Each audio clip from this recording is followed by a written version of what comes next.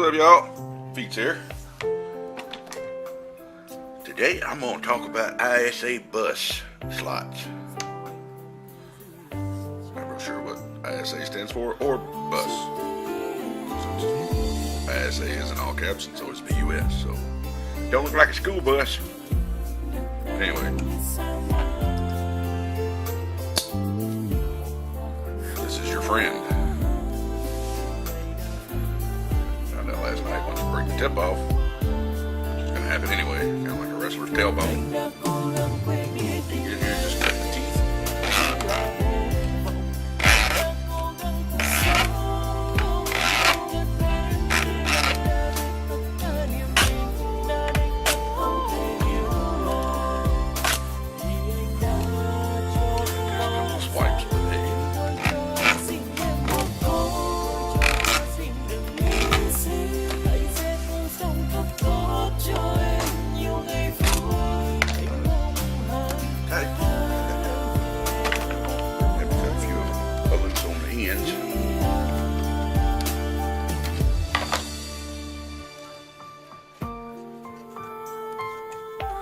Wiggles and they'll break off. Kind of like my grandpa's leg when he goes out cutting a rug. That's dancing for you young folks. So it takes a couple of wiggles.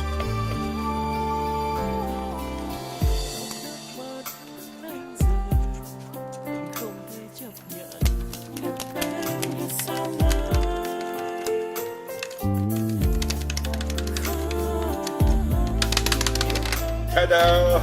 It broke, did loose. Kill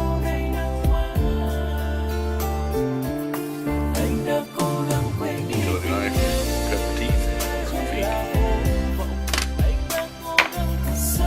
Crescent makes a really good pair of micro pliers.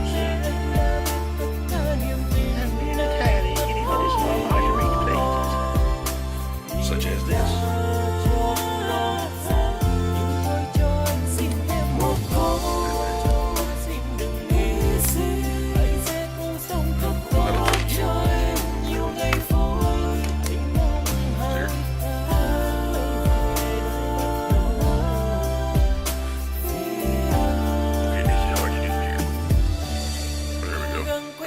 There. Well, anyway, just go on the sides. Go in front. Add it pretty quick. Remember, if you want to get them off the boards, till the knife.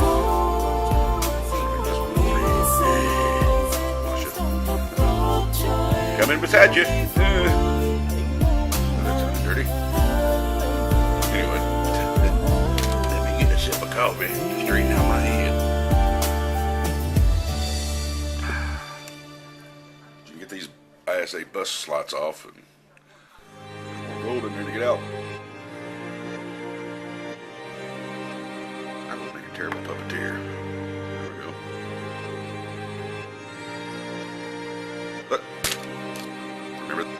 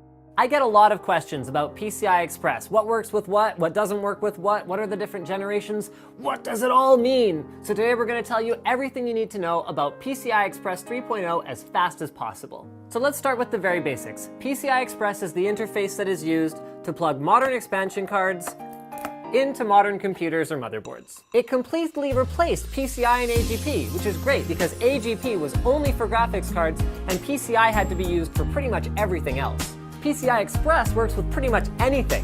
Sound cards, network cards, RAID cards, video cards, they'll all pretty much fit as long as you're aware of a few simple guidelines. Now I said they're universal, but PCI Express slots are available in a variety of different physical configurations.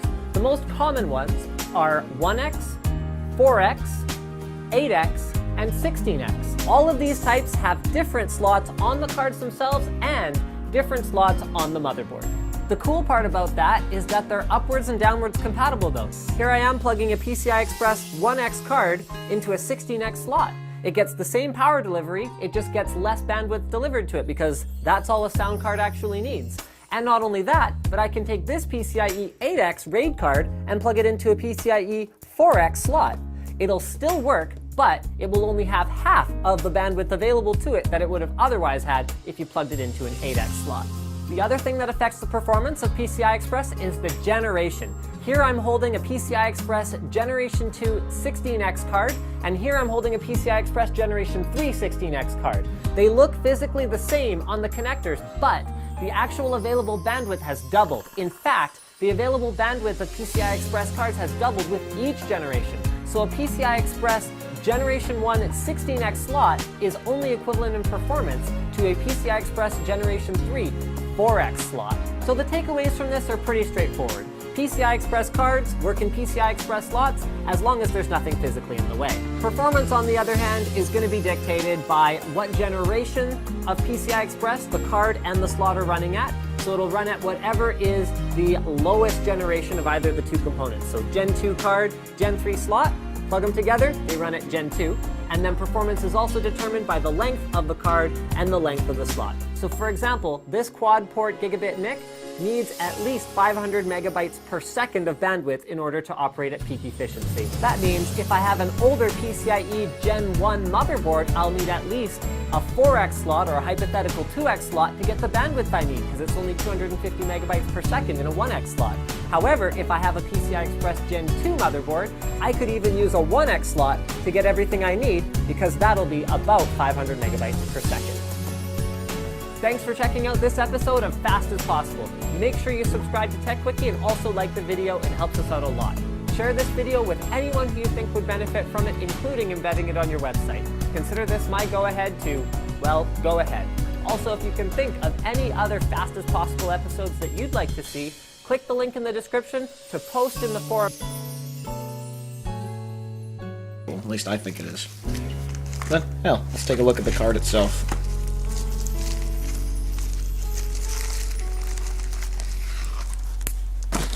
Get out of here. And here she is.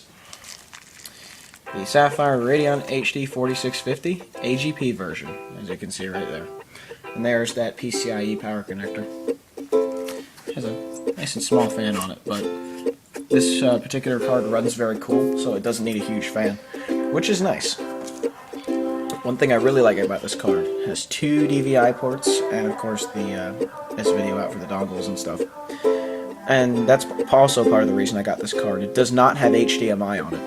ATI cards that have HDMI on them typically have an onboard Realtek audio chipset, and that chipset can cause major IRQ problems with certain motherboards. Not all of them, but certain motherboards just don't like it at all. So I opted for one that had dual DVI.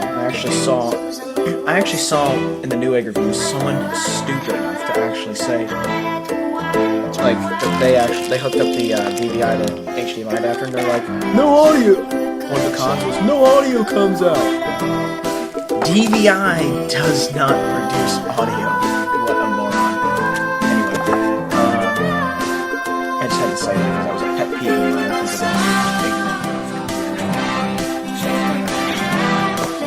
Anyhow, either way, this is the card, and I will install it, and things will be hunky-dory. I'm not sure what this... What the hell? I don't know what that is. That pink thing there. Looks like a heat spreader or something like that. Oh well. Low HD copy protection. At least that's what I think that is. So I think this will be a worthy upgrade for the for a Dell. I have yet to make a video on it. It's a Dell Dimension 4600. Right now I have a PCI, not PCI, a PX16.